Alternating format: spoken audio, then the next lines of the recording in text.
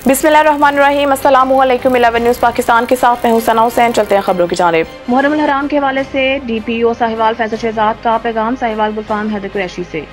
बिस्मिल्लाहिर्रहमानिर्रहीम। एहलियान साहिवाल, मैं आपसे फैसल शहजाद DPO साहिवाल मुखातिब हूँ। जैसा कि आप जानते हैं, मुहर्रम उल हराम का आगाज़ हुआ चाहता है। इस दौरान शरपसंद अनासर पाकिस्तान के अमन को तबाह करने की कोशिश करते हैं। इस कोशिश के लिए वो सोशल मीडिया का बेदरेग इस्तेमाल करते हैं, झूठा प्रोपेगेंडा किया जाता है और एक नॉन इशू को इशू बना के लॉ एंड ऑर्डर की सूरत हाल पैदा की जाती है। मेरी आपसे गुजारिश है कि इस तरह की कोई भी चीज़ आपको सोशल मीडिया पर रिपोर्ट हो, आप फ़ौरन हमें उसकी इतला दें। पुकार 15 एक हमारी हेल्पलाइन है जिसके ज़रिए आप हम तक वो इतला पहुँचा सकते हैं।